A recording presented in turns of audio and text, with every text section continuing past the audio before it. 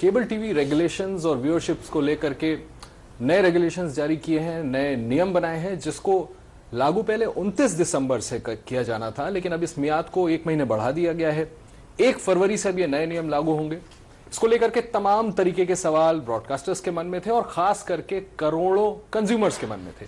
इन सभी सवालों के जवाब देने के लिए खास तौर पर एबीपी न्यूज पर बात करने के लिए हमारे साथ टीआरआई चेयरमैन आर शर्मा साहब हैं। खुद उनसे हम बात करते हैं, इन सवालों को उनसे पूछेंगे। जरूरी है कि उपभोक्ताओं को हम ये अधिकार दें कि वो उन चैनलों का चुनाव कर सके जिनको वो देखना चाहते हैं। तो ये एक प्राइमरी इसका पर्पज था कि उपभोक्ताओं को हम एम्पावर करें कि वो केवल उन्हीं चैनल्स के पैसे दें जिनको वो देखना चाहते हैं। कस्टमर्स के सिलेक्शन, चैनल सिलेक्शन के काम है, उसमें हमें उपभोक्ताओं को वक्त देना चाहिए, क्योंकि अचानक आप बंद कर दीजिएगा तो एक डिसरप्शन पैदा होगा।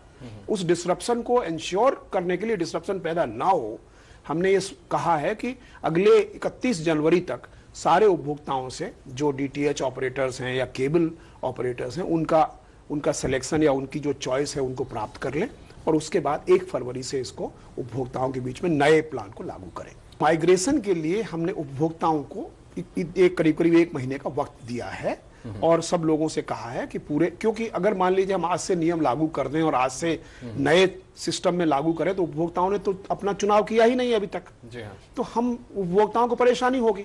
तो इसलिए उपभोक्ताओं के हित में यह निर्णय लिया गया सबकी सहमति से कि हम इसको 31 जनवरी तक एक प्रकार से माइग्रेट करने का वक्त दें। ब्रॉडकास्टर्स का क्या ख्याल रखा गया?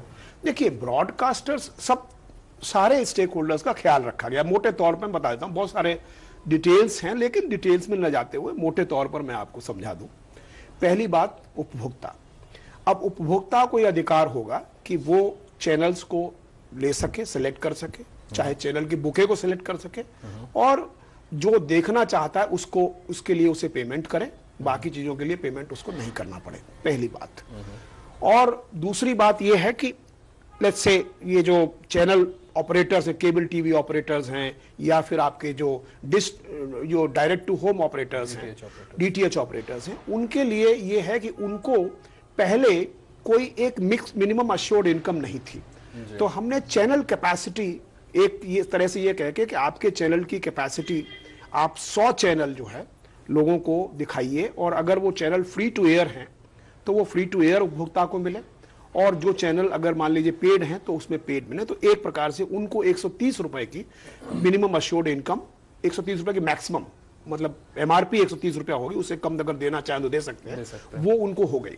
साथ ही साथ उपभोक्ताओं के लिए अब ये हो गया, पहले क्या था, कोई चैनल ब्रॉडकास्टर फ्री देख रहा है, फ्री दे रहा है, लेकिन उपभोक्ताओं से केबल ऑपरेटर्स या फिर भी चार्ज कर रहे हैं। तो एक प्रकार से जो प्राइसिंग है वो ट्रांसपेरेंट नहीं थी।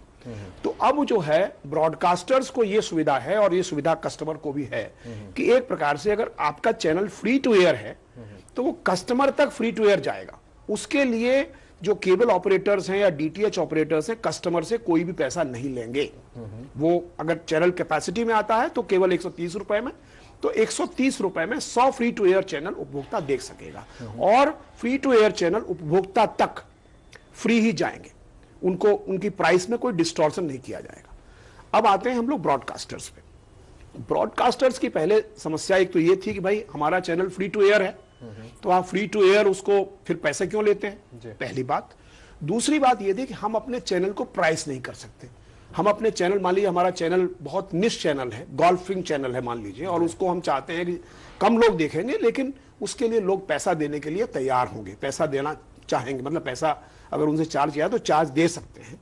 तो वैसी स्थिति में हम क्यों नहीं अपने चैनल की प्राइस कर सके। पहले एक कैप थी चैनल की प्राइसिंग पे, तो हमने उस कैप को खत्म कर दिया है कि जो, क्योंकि आपका सामान है, आपको अधिकार है कि किस दाम में आप बेचना चाहते हैं, आप तय कर लेंगे। उपभोक्ता को अधिकार है कि वो उस दाम में उसको खरीदना चाहता है कि नहीं खरीदना चाहता है। तो एक प्रकार से ये पूरी व्यवस्था पारदर्शी कर दी गई है। सर, अगर मैं एक कंज्यूमर हूं, मैं खुद टेलीविजन चैनल्स देखता हूं, बतौर ट्राई अध्यक्ष क्या आप ये अश्योर करते हैं कि आपका ये जो नया मैकेनिज्म है, जो नए नियम है, इससे जो मेरी मंथली जो बिल बनता है मेरा, वो कम होगा या मुझे अब और ज्यादा खर्च करना पड़ जाएगा? देखिए, ये तो लॉजिकल बात है। आप कितने चैनल देखते हैं अपने घर में? 100 से तो ज्यादा ही। ज्यादा देखते हैं। नहीं, 100 से ज्यादा आपको दिए जाते हैं, लेकिन आप कितने चैनल देखते हैं? हाँ, ये मैं आपकी बात, कुछ स्पोर्ट्स के चैनल, कुछ न्यूज चैनल, कुछ बार्क का entertainment डेटा चैनल। है जो मेजरमेंट करती है व्यूअरशिप का, उसका डेटा ये है कि 90% उपभोक्ता 50 या उससे कम चैनल को या तो देखते हैं या ब्राउज करते हैं, फ्लिप करते हैं, ब्राउज करते हैं, राइट और काफी सारे उपभोक्ता केवल 30 और 25 चैनल से नीचे ही देखते हैं। जी। तो वैसी स्थिति में जाहिर है कि पहली अब ये आपको 200 चैनल दिए जा रहे हैं, जिसमें से आप मात्र 30 या 40 देखते हैं, तो 200 चैनल का पैसा और 30-40 का पैसा, उसमें तो अंतर होगा ही। यानी ये कंज्यूमर फ्रेंडली है, जो आपने कंज्यूमर फ्रेंडली नहीं, कंज्यूमर ही इसके केंद्र बिंदु में है। तो इसलिए जाहिर है कि इसके पैसे कम होने ही हैं। अब ये अलग बात है कि मान लीजिए अगर आप चाहते हैं कि नहीं भाई मुझे तो सारे के सारे 850 चैनल है मुझे देखने हैं, तो ऑब्वियसली आपको पैसा देना पड़ेगा सब 850 का। लेकिन अगर आप एक आम उपभोक्ता है जो प्राइस सेंसिटिव है, जो केवल उसी सामान का मूल्य चुकाना चाहेगा जिसे वो खरीद रहा है, तो वैसी स्थिति में आपका बिल घटेगा। 3 वर्षों में हमने सारे स्टेक होल्डर्स इंक्लूडिंग कस्टमर्स, जो कस्टमर एडवोकेसी ग्रुप्स हैं हमारे, वो सारे लोगों से हमने संपर्क किया और उसी के बाद इसको लागू किया गया या उसी के बाद इसको निर्धारित किया गया। अगर 1 फरवरी से भी लागू करने में कोई दिक्कत आती है तो क्या 1 फरवरी से लोगों के घरों में चैनल्स ब्लैकआउट हो जाएंगे? जी नहीं, मैंने जैसे कहा कि अल्टीमेटली आप जब सब्सक्राइब करते हैं तो फ्री टू एयर तो आपको 130 रुपये मिलेंगे ही मिलेंगे। तो उसमें तो कोई समस्या है नहीं, क्योंकि जब तक आपका कनेक्शन रहेगा, ये उसी तरह से है जैसे कि टेलीफोन पहले जमाने में हम लेते थे, तो था कि भाई टेलीफोन का रेंटल कुछ लगता था, उसके ऊपर उसमें कुछ कॉल्स फ्री आते थे, उसके ऊपर कॉल करते थे तो उसके पैसे देने पड़ते थे। उसी प्रकार से बेसिक 130 रुपया एमआरपी जो है उसका रेंटल है, उसमें 100 फ्री चैनल तो आपके चलते ही रहेंगे। उसके ऊपर आपको अगर अपेक्षा आपसे यह की जाती है कि एक अपने अधिकार का प्रयोग करके आप चुनेंगे चैनल्स को, और मेरा पूरा विश्वास है कि जो लोकल केबल ऑपरेटर्स हैं या डीटीएच ऑपरेटर्स के जो एजेंट्स हैं, उनके जो एप्लीकेशंस हैं, उनकी जो वेबसाइट्स हैं, उनके जो हेल्प सेंटर्स हैं, उनके माध्यम से जो उपभोक्ताओं को चुनाव करने में वो उनकी मदद करेंगे। अगर 20% कोई चैनल सब्सक्राइब किया जाता है किसी प्लेटफॉर्म पे डिस्ट्रीब्यूशन के, तो उसका कैरेज फी ब्रॉडकास्टर को अब नहीं देना पड़ेगा। जी, ये क्या है पहले तो ये समझा दें। देखिए, कैरेज फी, क्योंकि पहले जो अपने जो पाइप ऑपरेट करते हैं, जो केबल टीवी या डायरेक्ट टू होम, एक प्रकार से पाइप ही है, इस पाइप के थ्रू चैनल्स बहते हैं जी। तो जो पाइप ऑपरेट करते थे उसकी अलग से कोई चीज लोगों को निर्धारित नहीं थी। अब हमने कैपेसिटी फी निर्धारित करके 130 रुपया निर्धारित कर दिया जी। तो उस प्रकार से अब जो है कैरेज फी, जो बेसिकली ऑपरेटर्स लेते थे, पाइप के ऑपरेटर्स लेते थे, चाहे वो डीटीएच ऑपरेटर हो, चाहे मल्टी सर्विस ऑपरेटर्स हो, एमएसओ हो, वो अब जो है उसके लिए उनको पैसा मिल रहा है। तो अब ये जो कैरेज फी है, इसको हमने निर्धारित किया कि भाई कैरेज फी आर्बिट्रेरी नहीं होनी चाहिए। ओके। उसके लिए कहा कि किसी भी प्लेटफॉर्म पे अगर आपका चैनल 20% से ज्यादा उपभोक्ता देखते हैं तो आपको कैरेज फी बिल्कुल नहीं देनी होगी। अगर 20 से 15 के बीच में देते हैं तो 5 पैसा प्रति उपभोक्ता प्रति महीना केवल देनी पड़ेगी। उसी प्रकार से बढ़ती जाएगी, जैसे जैसे आपकी व्यूअरशिप की प्रतिशत घटेगी वैसे कैरेज फी बढ़ेगी, और अधिकतम ये 20 पैसा प्रति कस्टमर प्रति महीना है।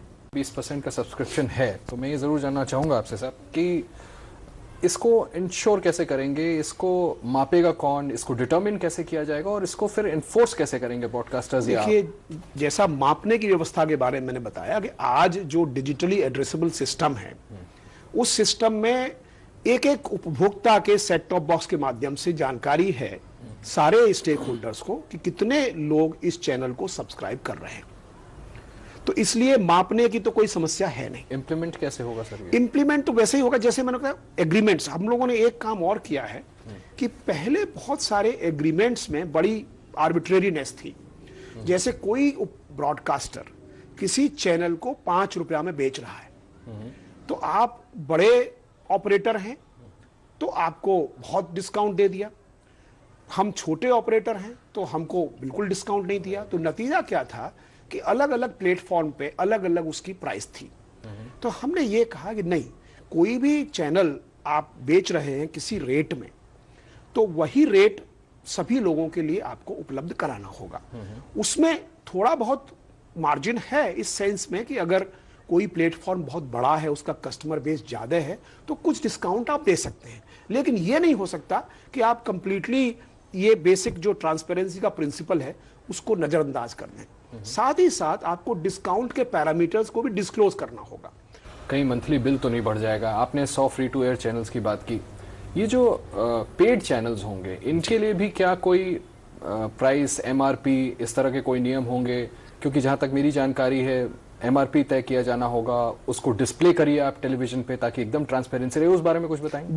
बहुत अच्छा प्रश्न आपका है, और ये भी एक प्रकार से पारदर्शिता का एक पहलू है।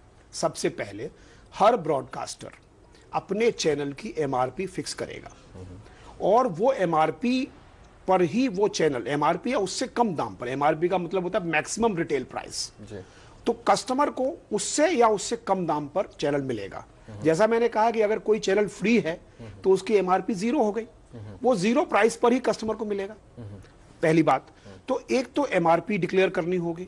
दूसरे नंबर यही नहीं बल्कि सारे चैनल्स की एमआरपी और उस चैनल पर क्या दिखाया जा रहा है, ये हर उपभोक्ता की जो इलेक्ट्रॉनिक प्रोग्राम गाइड होती है उस पर दिखाया जाएगा। अभी तक क्या हो रहा था कि अभी तक केवल जो है चैनल्स जो आप सब्सक्राइब करते हैं उनका डिटेल रहता था, और जो चैनल आप सब्सक्राइब नहीं करते हैं, अगर मान लीजिए उसका नंबर आपने दबा दिया तो आपके टेलीविजन पे आएगा you are not subscribe to this channel. अब केवल यही नहीं बल्कि ये आएगा कि ये चैनल ये है, इस पर ये प्रोग्राम चल रहा है और इसकी एमआरपी इतनी है, और फिर जो ऑपरेटर्स है वो डिक्लेयर करेंगे कि भाई अगर आपको इस चैनल को सब्सक्राइब करना है तो उसके लिए ये नंबर है, ये पैसा देना होगा, इसको कॉल कीजिए आप, क्योंकि अब मार्केट डायनेमिक्स पूरी तरह से ऑपरेट करेगी, ठीक है ना। तो एक उद्देश्य इसका ये भी है कि क्वालिटी ऑफ चैनल्स हम बेहतर करें, और साथ ही साथ ऐसे चैनल्स जिनको कोई नहीं देखता और जबरदस्ती बुके के रूप में आप किसी को दे डालते हैं, बेच देते हैं, वो न दिया जाए। डिस्ट्रीब्यूशन प्लेटफॉर्म ऑपरेटर्स जो है ना, उनके मन में इस बात की चिंता है कि ऐसे आपने नियम बना दिए हैं कंज्यूमर फ्रेंडली कि इससे उनके मुनाफे पर बुरा असर पड़ेगा, उनको नुकसान होगा। नहीं, मैंने देखिए पहले तो उनकी कोई अश्योर्ड इनकम नहीं थी जी। अब ये 130 रुपया जो एमआरपी है, जो चैनल की कैपेसिटी फी है, उसमें से उनको किसी को शेयर नहीं करना है, वो तो एमएसओ और एलसीओ ही आपस में शेयर करेंगे, और डीटीएच प्लेटफॉर्म पे तो एक्चुअली एलसीओ भी नहीं है। तो ये तो नॉर्मल चीज है। इनफैक्ट मुझे लगता है सब लोग प्रसन्न है, इससे कोई भी अप्रसन्न नहीं है। केवल ऐसे स्टेक होल्डर्स के अलावा जिनको लगता है कि हमारे जो ऐसे चैनल्स हैं जिनको कोई नहीं देखता और जिनको हम बुके के रूप में लोगों को दे देते हैं, उनको थोड़ा कष्ट जरूर होगा। जितने व्यूअर्स हैं वो जल्द से जल्द अपनी सूची बना के, लिस्ट बनाकर ऑपरेटर्स को दे, डीटीएच ऑपरेटर्स को दे, ताकि वो वही चैनल्स 1 फरवरी से व्यूअर्स को मुहैया करा सके। ब्रॉडकास्टर्स के मन में भी जो सवाल थे उनके भी विस्तार से जवाब आर एस शर्मा साहब ने दिए। Ashish Kumar Singh, ABP news. 400 एकड़ শব্দটা আপনি দুঃস্বপ্নে দেখেন? 400 एकड़ 400 एकड़ 400 एकड़